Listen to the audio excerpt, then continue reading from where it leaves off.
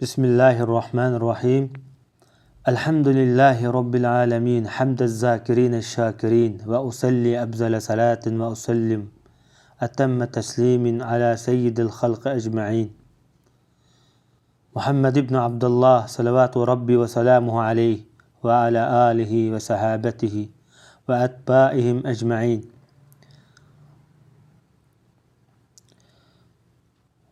Bugün 2020 yılı o 2. ayınki 1. günü Celaleddin Suyuti rahmetullahi aleyhinki Tarihul Hulefa, yani bütkülmüş halifeler tarihi namlıkmış ve kitabını derslik kılıp ötümüz. Bu İmam Suyuti rahmetullahi aleyhinki nayeti közü görüngen, özü meşhur, özü nayet ixcham, nayet kıska. Birak halifelerninki tarihini nayeti güzel revişte yorutup bergen kitaplarınki biri. Şunun için bu kitapni hem de ilim bolsa şu Allah subhanahu ve taala dünyada insana berilgen bir nimetninki en katısı bolsa gerek. Hem bu Celaleddin Suyuti rahmetullahi aleyhi hem şu Allah'ınki bu ilimden ibaret bu nimetige bek tolumu köp erişken zatlarınki biri. Bolup mu şu tarih ilmi bolsa hem de bu bizimki közümüzge alaydı gevdilik görünülen pellerninki biri. Tarihten bu yan nurgun siyasi yollar olsun, nurgun alimler tarafından olsun, bizimki istikbalimiz, kelgüsümüzge yol açıdığan, ötmüşümüzdeki hatalıkımızı tüzdüdüğen şu tarih ilmi bizge bir mühim derslik süptüde öğütülüp gelgen. Çünkü bu tarih ilmi bolsa adamınki kalp nurunu açıdığan, işki dünyasını yortuduğan, bundan hem ibret hem kelgüsü qarta özümüzge bir yol açıdığan bir pellenki biri. Bolup mu şu padişahlarının tarihi, sultanlarınki tarihlerini okuğa vaktimizde şu dünya siyaseti ondan şu insan bilen insanlar arasındaki bolgan münasebetler, devletlerin qanday yıqılganlığı yoki qanday güllengenligi muşunu bilish orqali biz özümüzningki kelgusi qarta xaritimizni sizib chiqadigan gap. Bo'lapmi şu İmam Suyuti'ninki bu Tarihul Hulafa, yani halifeler tarihi namlı bu kitap bolsa, qadimqi kona ötmüşte ötken halifelerninki iş izlerini tadqiq qiladigan, şu devirdeki vezirler, sultanlar, padişahlarninki xilmi-xil aletlerini tadqiq qiladigan kitaplarninki biri. Bu kitap bolsa hepimizge tonuşluq, özü menfaatine ait mol bolgan bu kitapninki hürmeti şundaq aynı vaqtlarda bolsun İslam tarihida, İslam medreselerde kıymeti zor bolgan, ibaretine ait qısqa bolgan kitaplarninki biri. Bu kitapta hem demiş Peygamber Aleyhissalatu vesselam'ninki zamanısından tatip, yani Ebu Bekir Sıddık'ninki hilafet vaqtidan Celaleddin Suyuti özünün zamanıgıçı bolgan halifelerninki tarihini qısqa şekilde nayet ixcham yezip çıqqan. Bu kitapni asasen şu aynı vaqtdagi İmam Zahabi'ninki, bütün tarihçilarninki otisi bolgan İmam Zahabi'nin Tarihul İslam, yani İslam tarihi namlı kitabıdan nayet köp paydalangan, yani İmam Zahabi'nin zamanısıgıçı bolgan vaqtni. İmam Zahabi'nin vaqtidan özünün zamanısıgıçı bolgan aralıqda, yani bu taxminen İmam Zahabi 8. əsrindeki başlarda ölüp ketken, yani 700 yıllar doğru kildi Hicriyaniki. İmam Suyuti 911 Hicriya 911. Taxminen şu 150 yıl 200 yıllık bolgan aralıqni başka kitaplardan paydalanıp yezip çıqqan bu adam hem de.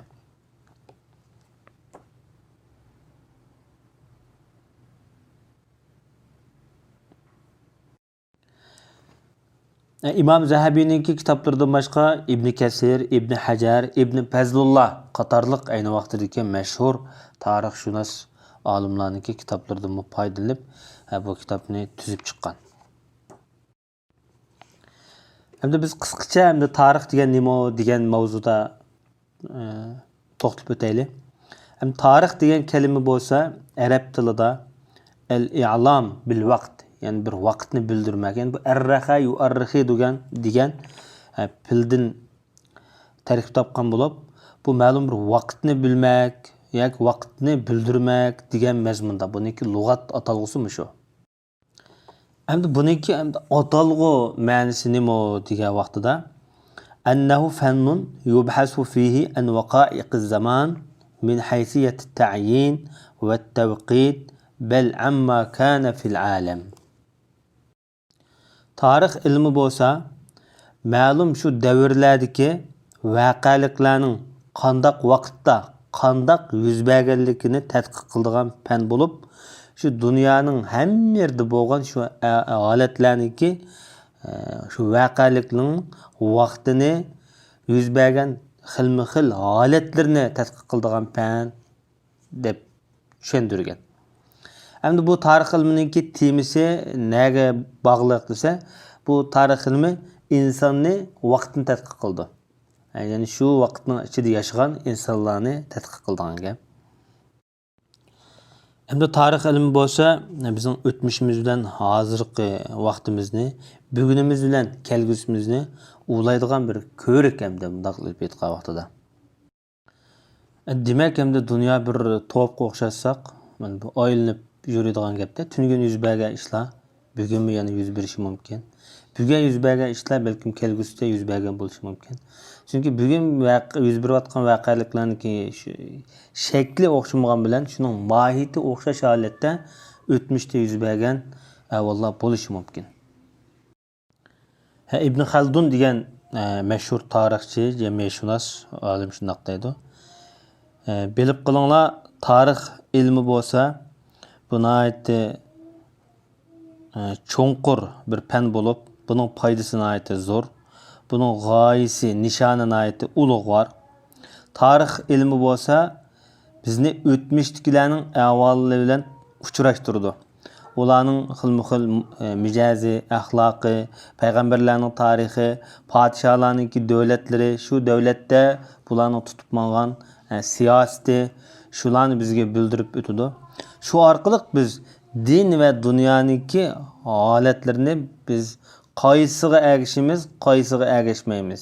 Yani din, dunyo holatlarida qaysi xil yo'lni tutib mangamiz degandek foydalarni bizga oxirida takomillashtirib berdi degan. Hatta İmam Şafii rahmetullohi alayhi tarix ilmini bilgan odamning aqli kundan kunga oshadi deb qaragan. Chunki bu odam bir xil selishtirma xarakterlik bir yo'l o'rgatish kerak hamda. İbnül Cevzi degan olimniki deyishcha, insonniki tabiati, sog'lom tabiatli insonlar bo'lsa, fikri yo'riq bo'lgan odamlar o'tmishdagilarniki ahvolini bilish uchun talpinadi. Shu orqali o'ziniki kelgusiga yo'l isholaydi deb shu mazmunda so'z qilgan hamda. Hatta İmam Nevevi rahmetullohi alayhi insonning, yani ulamolarning, yani o'tmishdagi kattalarning tarixini bilmiki bu shu odamga bir go'zallik tuyg'u ato qilsa, ahli ilmlarning, talibul ilmlarning o'tmishdagi ulamolarning hayotini, tarixini, shu buyuklarning tarixini bilmasligi bu nomusdir degan so'zni qilgan. Demak, hamda bu tarix ilmi yuqorqi bir necha ulamolarniki tarix ilmida degan so'zlarini biz tanishtirib o'tdik. Biz tarix ilminiki fazilati, ahamiyati haqida mushunchalik desak bizga balkim yetarli bo'ldi deb o'yladim. İmam Suyuti rahmetullohi alayhi biz hozir o'qimoqchi bo'lgan Tarixul Xulafa nomli kitobida bu kitobda mundaq bir manhaj yo'llarni tutgan. Dastlabda bu xaliflarniki tarjimonini yil qarta, yani yilnoma qarta bo'lib ularning tarjimonini yozib chiqqan. Yani birinchi yil mesela Abu Bakr Siddiq vafot bo'lib ketgandan keyin mesela Ömer'de zanjir samon yilnoma shaklida ularning tarjimonini yozib chiqqan. Başta hamda xalifaniki ismini yozib, ondan nasablarini yozib, ayol bolalarniki tarjimonini qisqacha yozib, undan boshqa shu xalifaning qachon tug'ilganligi, qachon shu hokimiyatni qo'lga olganligi, undan boshqa shu xalifaniki, shu podshohniki zamonasida bo'lgan muhim mashhur bo'lgan hodislar, voqealiklarni jilnoma shaklida yezib chiqqan. Oxirida bu odamniki shu vafot bo'lgan vaqtini yezib to'liqlagan. Ondan boshqa har bir xalifa yoki podshohniki vafotidan keyin shu davrdagi ondan har bir xalifa yoki podshohniki vafotidan keyin shu podshohniki davrida yoki xalifaning davrida yashagan mashhur ulamolar, buyuk allomalar, mashhur jamoat arboblari qatorliq mashhurlarniki tarixini yoki vafot bo'lgan vaqtini qisqa shaklda yezib o'tgan. Hamda Hijriya 700-yilgacha bo'lgan oraliqda shu Imom Zahabiyniki tarixidan foydalanib, ondan Imom Suvliyniki Avroq nomli kitobidan, Ibn Fazlullohning Al-Masalik nomli kitoblaridan foydalanib yezib kelib, 700-yildan keyin Ibn Kasir rahmatullohi alayhiniki Al-Bidoya va Nihoya nomli mashhur tarixiy asardan foydalangan. Ibn Kasirning davri oxirlashgandan keyin Ibn Hajar Asqaloniyniki İmba'ul Gamar bi Ebna'ul Umr yoki İmba'ul Gamr bi Enba bi Jaloliddin Suyuti Bidaya ve Nihoya nomli kitobdan foydalanib Ibn Kasirniki. Uning keyindan Ibn Hajar Asqaloni rahmatullohi alayhiniki İmba'ul Gamar bi Ebna'il Umar yoki bi Ebna'il Umr degan shu kitobdan foydalanib bu kitobni yozib chiqqan. Undan boshqa turk olimlardan ayni vaqtdagi Misrda o'tgan Ibn Tangribadi, buni arabda Tag'ribadi deydi. Bu Tangribadi. Biz vatanlarda Alloh badi, Xudo badi deb ataymiz-ku. Ya'ni buni Tangribadi nomli ismli bir turk olimniki kitobidan foydalangan. Undan boshqa Maqraziniki kitoblarida munoyati ko'p foydalangan. Bundan keyin ham o'zining zamonasigacha bo'lgan shu davrdagi yozilgan tarixiy kitoblardan foydalangan. Bu kitoblarniki ba'zilari yo'qolib ketgan bizning hozirgi zamonimizda. Bu kitoblarniki ba'zisi yo'q, ba'zisi bor. Demak, shu Jaloliddin Suyutiniki Tarixul Xulafa nomli bu kitobi nurg'un ko'p manbalik kitob bo'lib hisoblandi. Hamda qadimiy bir asarda deyilishicha "An-nasu ala dini mulukihim" deydi. Kishilar o'z podshohlarining dinida bo'ladi. Ya'ni podshohlar qanday bir yo'l tutgan bo'lsa, shu fuqaromi, shu xalqmi, shu podshohniki shu yo'lida mangadi deydi. Bunayet islomiy e'tiqodlik, taqvo, salih bo'lsa, shu davlatda taqvo, salih kishilar ko'p bo'lgan gap. U nachar qilmishlik podshoh bo'lsa, shu nachar qilmishliklar ko'p yo'l ichiladigan gap. Demak, kishilarning shu davrdagi holatlarini, mayli shularniki yaxshi, yomon taraflarini, biz shularning yaxshi yoki yomon siyosat taraflarida yashaganligini biz bilmoqchi bo'lsak, shu xalqniki umum ahvolini, demak shu sultonlarniki qilmishlari, xalifa, podshoh va shu vaqtdagi nufuzli vazir, vaziralarniki qilmishlari, siyosiy faoliyatlari yoki xalq bilan fuqarolar bilan bo'lgan turli muomalatlari orasidan kishilarning ahvolini biz to'nib yetalaymiz. Demak, bugun mushaygacha shu tarix ilminiki qisqacha ta'rifoti tunishtirilishi va shundaqla Jaloliddin Suyutiniki bu Tarixul Xulafa nomli kitobidan qisqacha bir tunishtirish qilib o'tdik. İnşallah ayette Allah xolasa biz Jaloliddin Suyutiniki o'zining qisqacha tarjimonini berib chiqamiz.